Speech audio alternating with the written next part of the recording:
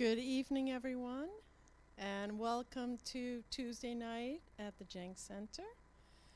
Tonight, I'd like to welcome back Anthony Sammarco, and we're going to be taking on an exploration of Valentine's Day. From ancient Rome with the pagan festival of Lupercalia to Esther Allen Holland's mother of the American Valentine. An estimated 200 million Valentines are sent each year in the United States. Mr. Sammarco is a noted historian and author of over 70 books on the history and development of Boston, and he lectures widely on the history and development of his native city. He commenced writing in 1995 in his books, Lost Boston, The History of Howard Johnson's How a Massachusetts Soda Fountain Became a Roadside Icon, Jordan Marsh, New England's largest store, and the Baker Chocolate Company, A Sweet History, have made the bestsellers list. He teaches the popular course Boston History at the Boston University Metropolitan College. And, and also taught at the Urban College of Boston since 1997, where his courses led to him being named Educator of the Year. So let's put our hands together and welcome Anthony Sammarco. Thank you for the introduction. I appreciate it. Well, in a lot of ways, yesterday was Valentine's Day, but this lecture itself is something that seems it doesn't have to be on the exact day. Valentine's Day traditions in Boston was something that I wrote in a series of new books that I'm doing with Fonthill Media in London. A couple of years ago, I started by doing Christmas traditions in Boston, followed by Thanksgiving Day traditions in Boston. And during the height of the pandemic last year, Easter traditions in Boston was published. This book came out in January, and I was very pleased with the result, but somewhat astonished because it sold out on Amazon.com. So in some ways, these books really do chronicle how you and I celebrated this wonderful aspect of a holiday. This fall, my book on Halloween traditions in Boston will be published. Hopefully there will be some others, but in the meantime, I'm still working on my neighborhoods of the city of Boston. During this period of the 19th and 20th century, Valentine's Day was something that was really big business. Many people call it a Hallmark holiday. But it was something that had really been known in the period of the Middle Ages, and it was also known in ancient Rome, but in a different context.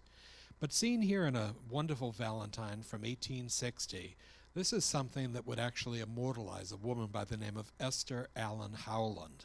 She lived in Worcester, Massachusetts, and today she's called the mother of the Valentine card.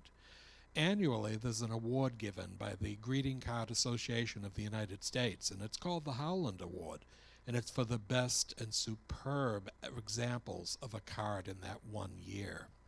Well, this actually was something that she called To My Valentine. Beautifully done with paper lace, not only gilt as well as silver tinsel, a wreath of flowers, and a poem. She would make these by hand. And at that time, they would sell from anywhere from 50 cents to $1, which sounds ridiculous.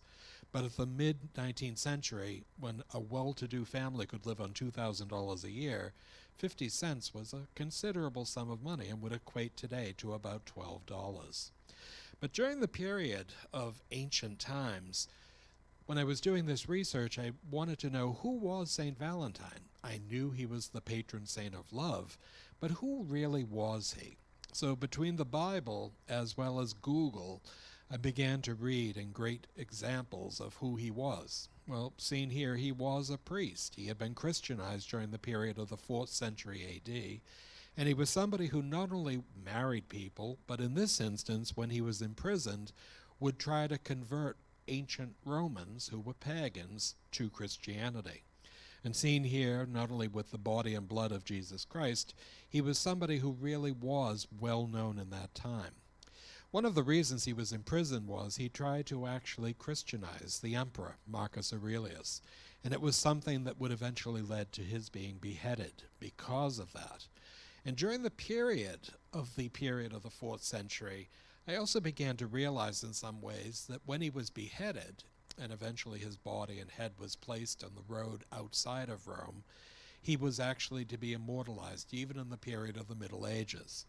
Seen here in a very small detail of a much larger illuminated manuscript of about 1600, he himself would actually be beheaded, and it was on, of all days, February 14th. Saint Valentine, of course, was the patron saint of love. As a priest, he could marry couples in ancient Rome, and during that period you did not have to serve in the Roman legionnaires if you actually were married. And in that way, he was somebody who was thought to be an emperor hater. Well, in that instance, it was also the fact that one of the things that he really did that actually created the ire of Marcus Aurelius was he Christianized his only daughter, Lucilla. This is a painting by David Teniers. It dates to about 1625. And on the right-hand side, it shows St. Valentine Christianizing St. Lucilla, who actually sits kissing his ring. She and her husband, both of whom were to become Christians, were both beheaded at her father's order. And in that instance, I realized that he was somebody who really had fought hard to Christianize many people, but his idea of Valentine love was a little bit askew. I really didn't know that much. But as I continued to read about him, I began to realize that this is a painting from Germany in the period of about 1550, and it turns out that St. Valentine wasn't just the patron saint of love, he was also the patron saint of epileptics. In that period, they had both petit mal and grand mal, and there's a man at his feet having convulsions. And St. Valentine, with his bishop's crook, and he is blessing the man, would become the patron saint of epilepsy. But did you realize that St. Valentine was also the patron saint of beekeepers? So when I was doing this book, and this is a stained glass window from the 19th century in Dublin, Ireland, and it shows a much older St. Valentine, we know he was killed in his 30s, that shows him not only with his bishop's staff, but he's holding a bee skeep, which is a woven material where bees would actually live. And in this instance, whether he was the patron saint of beekeepers or the patron saint of epilepsy, or what we really thought was the patron saint of love, it's come down to us that the day we celebrate is St. Valentine's Day. Well, seen here, the Cupid is something that we've known since the period of the mid-19th century. And in that instance, the Cupid with his bow and arrow, he doesn't have his quiver with him, but he's somebody who would actually shoot that arrow. If it hit us, we would be actually in love with whomever we saw. Sounds like a great aspect. Doesn't always happen that way, but it was still something that people began to realize in the 19th century, that this was something that was really interesting. Well, the story about Esther Allen Howland was that her father was a stationer in Worcester, Massachusetts. And yes, he sold not only stationery, pens, pencils, as well as books, but he also sold cards, most of them that were imported from England and France. One of his business associates would send him this card, and this is from 1852. It was an English card that was made by what was called Cupid factories by Charles Dickens. And in the period of the 1820s right up until the 1860s, they would have women that worked in an assembly line in London, sometimes hundreds, if not thousands of women, mass-producing cards, among them Valentine's Day cards. And as you can see, these were things that were hand-done with a variety of things, including paper lace, flowers, even leaves of plants that were pressed, that created something quite attractive. Well, as a result, when he did receive this, his daughter not only saw it, but she became enamored of it, and her name was Esther Allen Howland. She was well educated. She was actually in the first graduating class at Mount Holyoke College. It had only been founded in 1848 by Mary Lyon in South Hadley, Massachusetts. But in that instance, when she graduated in 1852, there weren't a lot of jobs for well-educated women. She worked for her father in the stationery store, and when she saw that Valentine, she thought to herself that she could probably do just as well at her dining room table. So in the period of the 1850s to the early 1860s, she began to produce some of the most beautiful Valentine's Day cards that would then not only be sold in her father's store, but even shipped as far as New York. This is one that probably dated to about 1858. It shows a jester holding a bottle of champagne, no less, in the very center. But with paper lace and wonderful die-cut edges, these were things that were not only beautifully done, but were unique forms of folk art, because no one was exactly the same.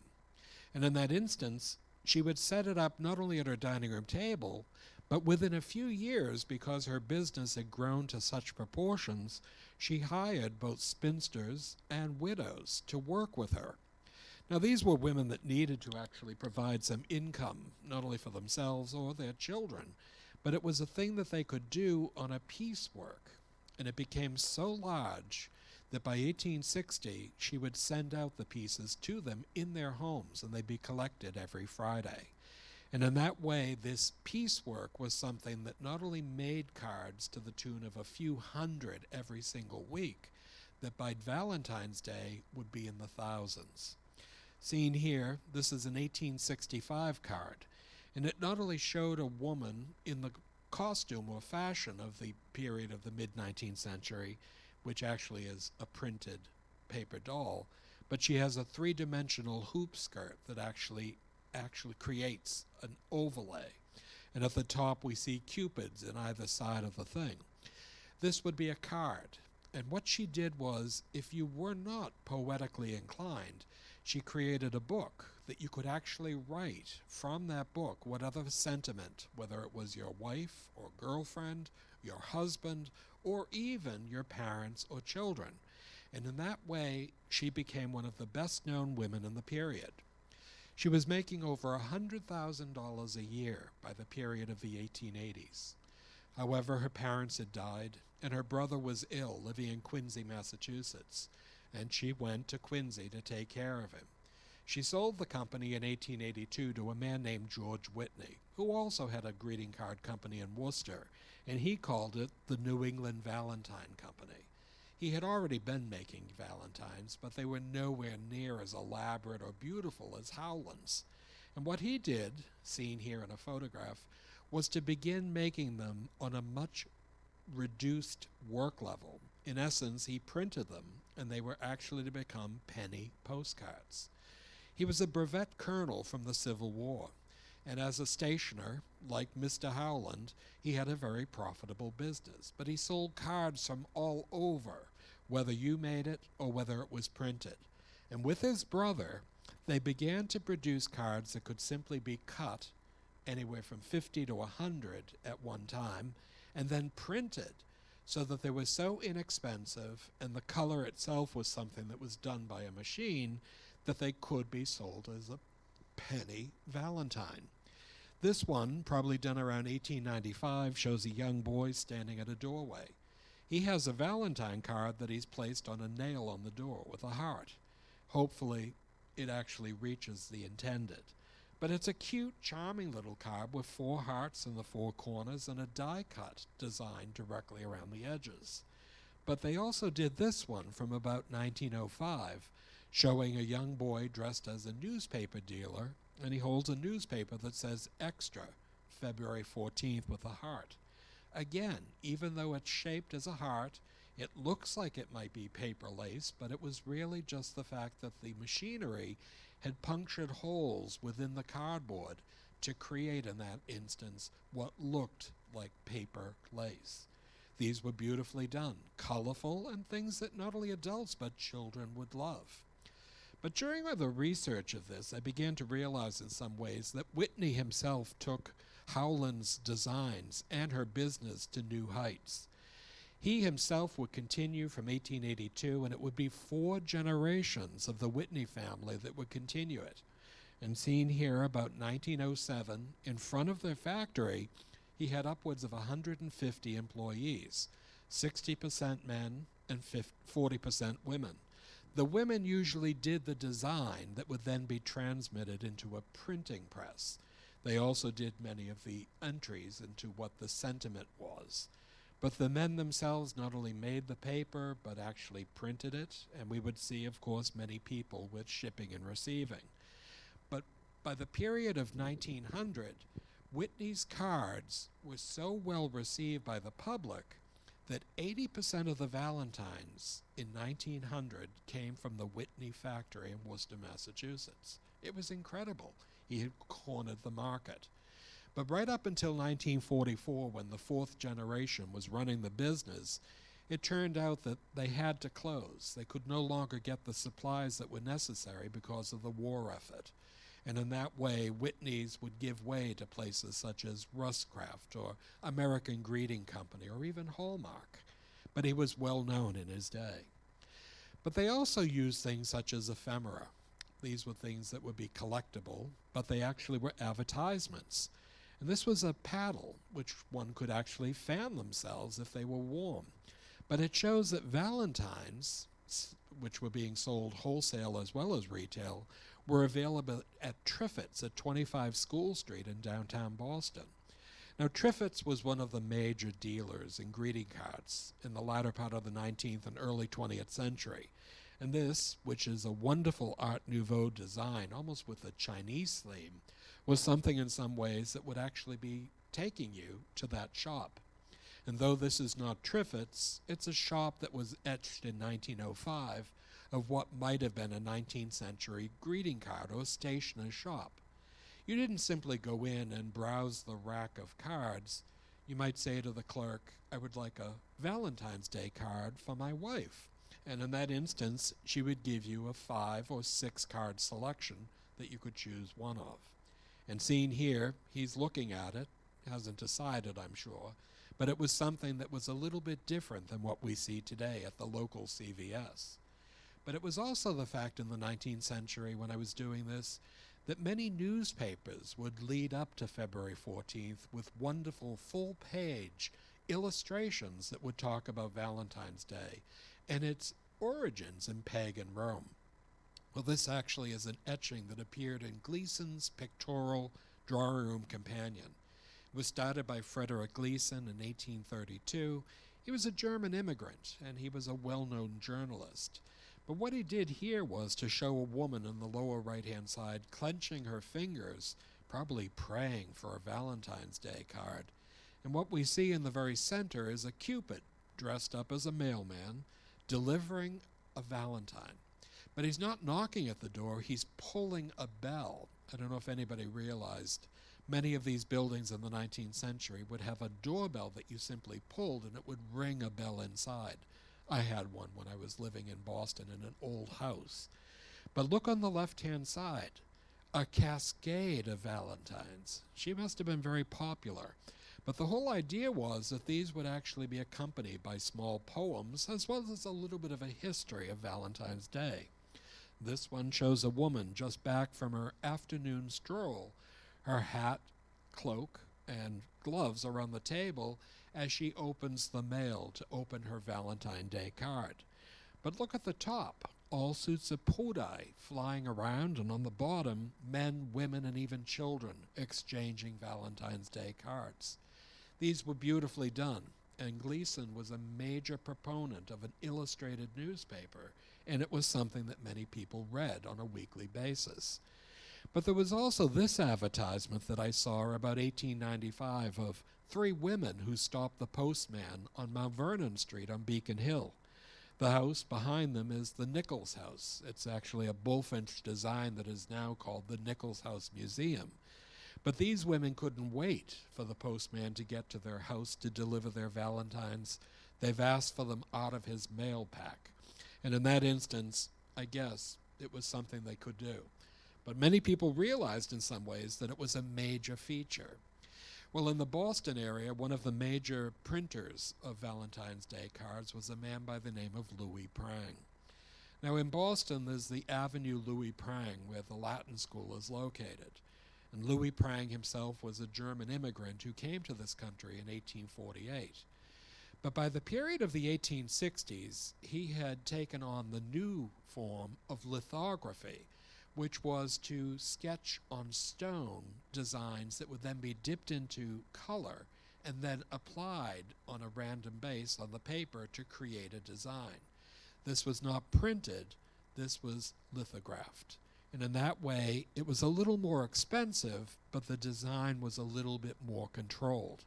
And seen here, this is from an 1882 broadside that would be placed above a selection of Prang Valentine's Day cards. Not only did he produce them to be sold in Boston, but they were sold in every major American city. And it shows a woman with her hair unbound, standing there with a sheet on. She holds a handle to what would have been an umbrella, but actually from it are little wires that hold floating pudai. And I love it because there's a little African-American pudai with his white counterparts. It's an interesting aspect. It's one of the first examples of African-Americans in Valentine's cards. But Louis Prang, as you can see here, as I mentioned earlier, was a German immigrant. He came during the Social Revolution of 1848 and settled in Roxbury, Massachusetts. And for 20 years, he was a well-known printer. But as a lithographer, it is said in history that he has had no equal. He was somebody who not only knew his craft, but he made it in such a way that many of his scenes that were lithographic of country scenes or even animals were said to be as fine as that of a painting. Well, in that instance, this is the man who introduced the Christmas card to the United States in 1872. So by the 1880s, not only did he have various holiday cards, but he also had begun to make Valentine's Day cards. And seen here, this is one that dated to about 1881. It's very plain, very banal, but it shows a heart pierced by an arrow at the very top, and it says, "My remembrance, Saint Valentine's Day." There was nothing on the back. It was simply a card that you were sending to family or friends. Very nice. But some of the cards that he began to make in the 1890s for children were really quite fun.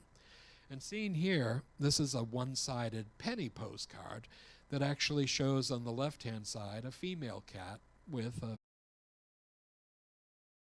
And in the center is the male cat with his starched collar holding an umbrella. And it says, "Oh, listen to my plaintive views, nor this my Valentine refuse." It's charming. But look at the cat poking his head out of the chimney. I'd be shocked, too, if my Lena was there, cavorting with a fan. But the children loved it, and Louis Prang actually continued to make beautiful cards right up until the period of 1920. But when I was doing this, I also wanted to touch not just upon classic Valentine's Day cards, but the Valentines that were given in the 19th and 20th century that were what I consider outre Valentine cards. And one of them was the Sailor's Valentine. The Sailor's Valentine was usually done in an octagonal box with a grouping of not only shells but seeds that were done in a way to create a design. Now this says Barbados, January of 1847. But it was said in the 19th century that sailors on long ocean-going vessels, as well as even the whaling ships, in their free time would make these for their sweethearts or wives. But the truth is that these were made by women from Barbados in a factory, much like Esther Howland's Valentine factory, where they would actually glue all of these shells to create a design. In the very center is a heart. It's pink, but you also see in some ways beautiful designs. Of course, the Sailor's Valentine was named after the sailor, and seen here in Currier and Ives, The Sailor's Return, he's just alighted from the clipper ship that's in the distance on the left, and he greets his wife at the house. And this was the type of thing that was thought to be the Sailor's Valentine. Well, some of them that were made were really quite fun. This is a double hinged octagonal box. On one side there's a rose within a design, and on the other a heart within a design. These again were shells from Barbados, and again this is in the collection of Heritage Museum in Sandwich. But during the period of the early 20th century, these have become so collectible that today they bring thousands of dollars. But the whole idea was they would be brought to new heights in the 1950s to the 1980s by this couple.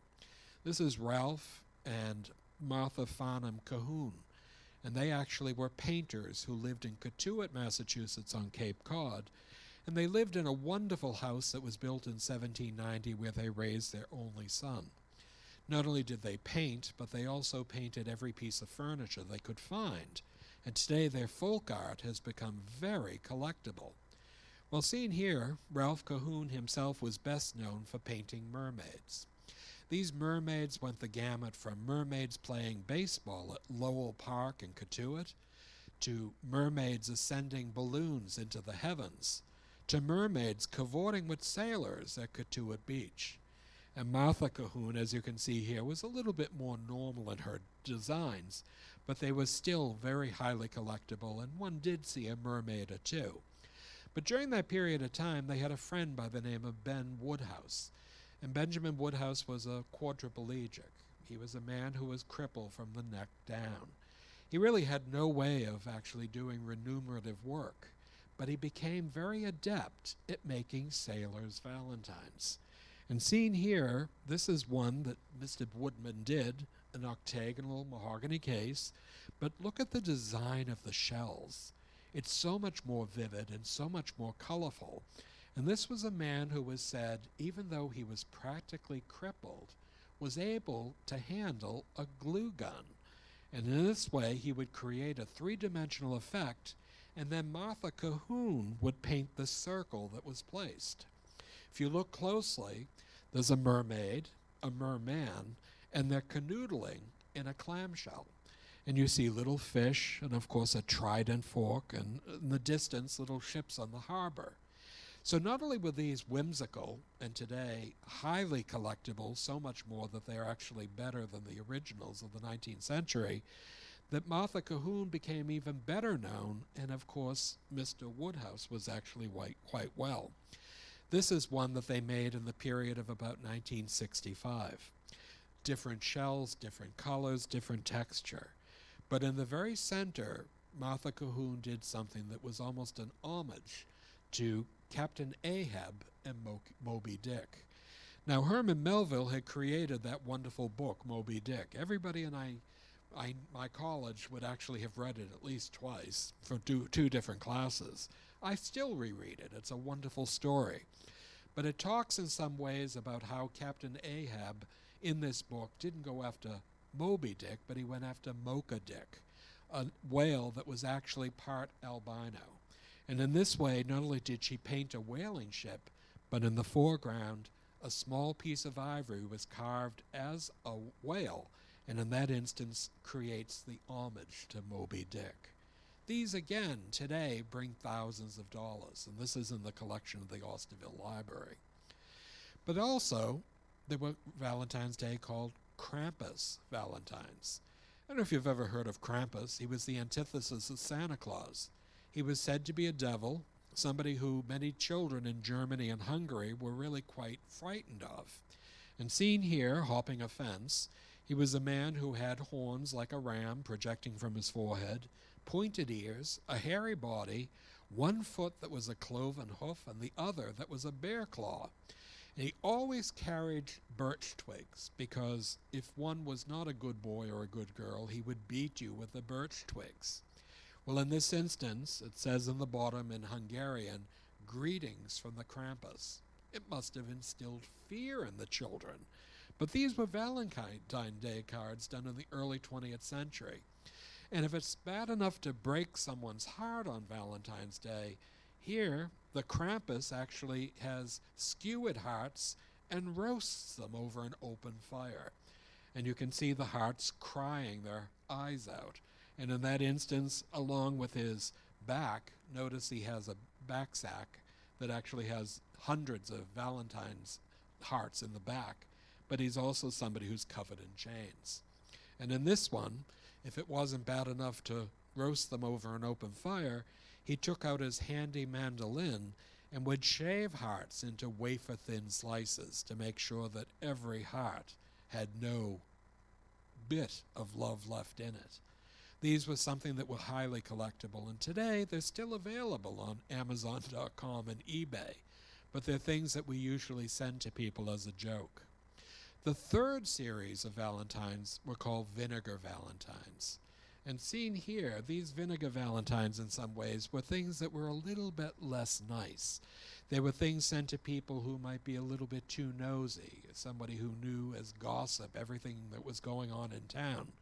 So here it says, Miss Nosy, and since I'm going blind, on account of your talk of others' affairs, at most dances you sit, warming the chairs, and because of the care with which you attend to all others' business, you haven't a friend. Well, can you imagine receiving this anonymously? It was really quite awful.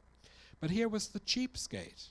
If you ever spent $1, folks would think you went insane, 'cause the way you squeeze a penny makes Abe Lincoln scream with pain.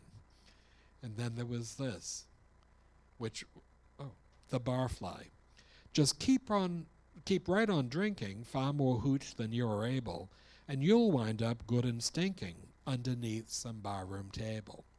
So whatever our foible was, if somebody who didn't like us would send these, they were things in some ways, as a Vinegar Valentine, were really sour. So not only were they anonymous, but they were mean. So whether you had a Valentine's Vinegar card, a Valentine's Krampus card, or a Valentine's Sailor's Valentine, in some ways they were a little bit different than the normal, traditional card. But seen here, in the early part of the 20th century, this was a typical card that you might receive. A young woman, beautifully coiffed, shown a surrounding of cards, and in this way, the suit of hearts. And what does it say? To my Valentine, queen of my heart. But there was also this, love offering to my Valentine, which showed a heart, actually surrounded by wonderful flowers. And these were the typical cards that you could expect at that period of time. But during the period of the 20th century, things began to change. Many times it wasn't just the fact of exchanging Valentines, but it was also, like Frederick Gleason's newspaper, people began to look at magazines with advertisements, not only just on Valentine's Day, but on covers. This was a cover of a 1927 Saturday Evening Post, and it shows Cupid having shot his arrow. He's holding his bow above his head. His quiver covers his private parts. But this said Happy Valentine's Day, and it was done by a man named Joseph Ledersecker. Ledersecker was a man who worked for Saturday Evening Post from 1922 until his death in 1944. And seen here, he was a Hungarian immigrant who came to this country with his parents in 1907. During that period of time, he had actually attended the Philadelphia Academy of Art, and he was a very good painter. But he was also a man who used his art for advertising. You might remember the Arrow shirts that talked about the period of the teens and 20s when men wore shirts but with detachable collars. Valentine's edition of the Saturday Evening Post. This is a magazine that was read not only here in Winchester but on the west coast of the United States. And it shows his idea of a Cupid with a bow and arrow and his quiver, and you can see his distinctive stationery or signature at the lower left-hand side. These were things that were done for over 40 years, and in some ways he was somebody who became immortalized and later replaced by a very well-known artist, but his things were really quite fun. There was also Tasha Tudor, a very well-known woman who wrote over 100 books that actually dealt with her corgi dogs. She was born Starling Burgess on Beacon Hill. She was the granddaughter of Frederick Tudor, the Ice King, the man who actually quarried ice and sent it to warm climates and made millions. And seen here with her granddaughter, she's arranging flowers. She was somebody who was unique. She actually dressed in the period of the 1830s, and during the period beginning in the 1940s began to write books that not only talked about her corgi dogs as well as her lifestyle, which was to live in a house that, though new, had no heat, electricity, or water. I wondered why she got divorced. But in that instance, she would actually do illustrations that talked here about the sparrow's post. Well, this was a little box that her husband had made, and it was a post office with Mr. Sparrow as the postmaster. And her children and later her grandchildren would write valentines to one another and to their parents. They'd be placed into the sparrow post, and on Valentine's Day the door would be open, and surrounding it are her children, the corgi dogs, a rabbit, and even a cat. These were a major part of her writings, and they became quite charming. But she was a well-known artist, and her cards today, the originals, bring hundreds of dollars with beautiful designs. But there was also the man who actually replaced Ledersecker as the man who was the graphic designer for Saturday Evening Post. Can you recognize him? Norman Rockwell. Norman Rockwell was the man who really chronicled middle-class America in the middle of the 20th century. And seen here in his studio in Lenox, Massachusetts, this was a man who went on to great deal. And he actually was somebody with a museum that's in Lenox, Massachusetts that perpetuates his art and has a wonderful selection. But during that period of time, some of the things he did, and this is the Saturday Evening Post from 1944, shows a young man with a Cupid whispering into his ear. So whether it's to buy flowers, to buy candy, or to buy a card, it was something you realized that this was a major part that we would see on these magazines. But the biggest of all of them was a greeting card company in the 20th century that was started by Joyce Hall. Joyce Hall lived in the Midwest, and he opened his company in 1907 in Des Moines, Iowa. And seen here, this was his factory in 1962, where he had over 5,000 employees. Hallmark Cards began in some ways not just to recreate the cards of Esther Allen Howland and Joseph Whitney, but in this instance to create things that really touched upon, like Norman Rockwell, every aspect of society. Well, early on in the teens and 20s of the 20th century, Hallmark Cards would make these, which were simple die-cut and printed cards. A machine would simply cut out, and even the hearts were cut out, and create something when it was printed that showed a Cupid driving a convertible car, and it says, of course, "For you, my Valentine." Very charming. But by the period of the 50s and 60s, he was actually looking at some ways of creating cards that actually touched upon every aspect of American society. And he was good at it because he had employees who worked for him for 40 to 50 years. This is a woman by the name of Mary Hamilton. She worked for 52 years for Hallmark Cards. And she was well known for not only doing etchings and drawings on them of young children, but she also created what were called Mary's Bears. And Mary's Bears would come in all sorts of gradations, sizes and colors, male and female. And we see here a little bear with a dress and, of course, holding a wonderful roping of not only pink but red Valentine's hearts. At the top it said Happy Valentine's Day. But when these were printed, these were usually done in packages of 6 or 8. Something that you could send to your family and friends. They weren't purchased singly.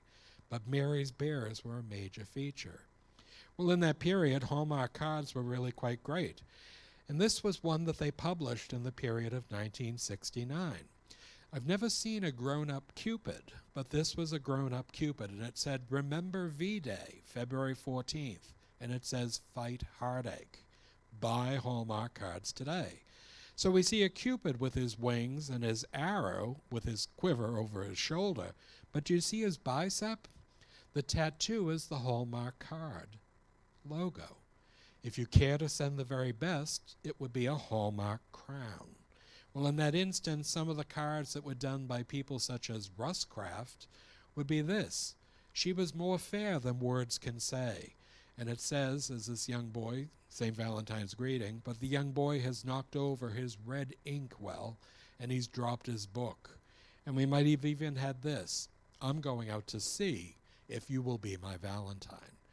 These, again, were the things that not only adults, but teenagers and young children would exchange with one another. But during this period, we also began to realize that Hallmark really did invest in an awful lot of publicity. And during the period of the 60s and 1970s, young children in school could actually buy a box of Hallmark cards, at least 30, one for every child.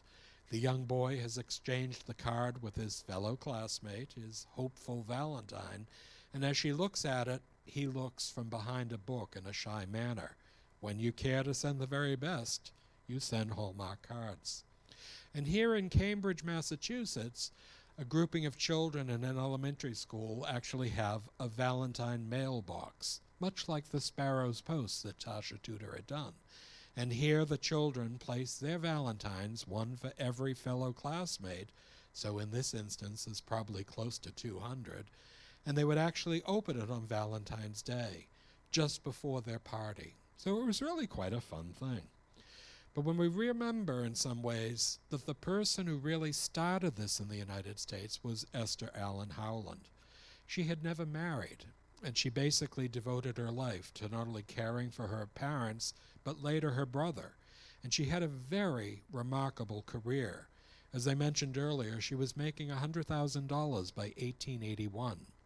But seen here, this was a saying that she placed on one card, and it says, "Remember me.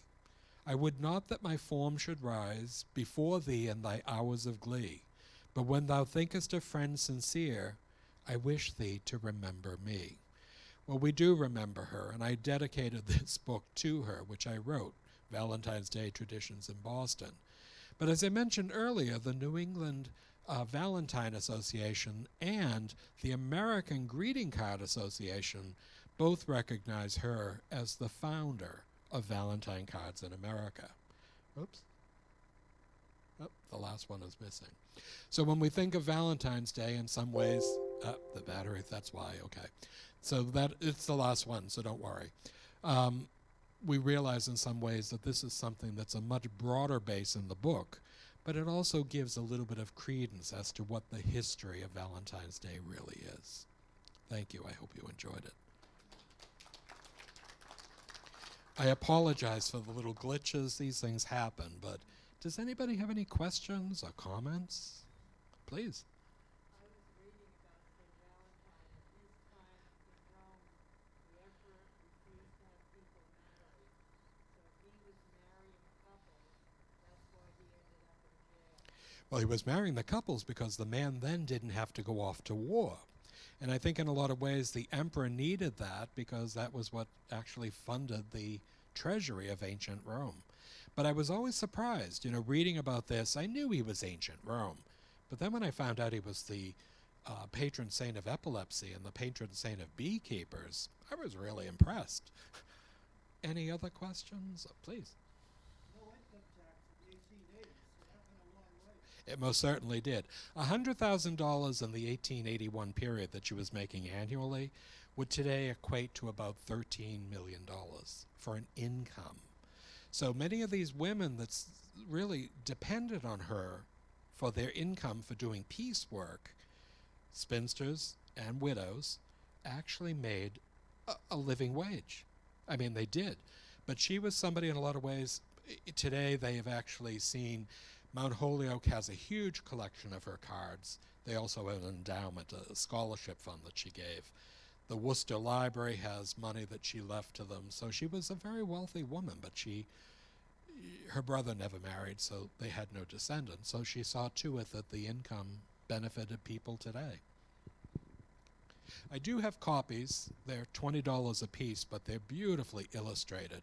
I don't know if anybody had listened to WGBH radio yesterday, but they had a segment on it. And the book actually sold out on Amazon.com. I was really pleased about that. Thank you very much.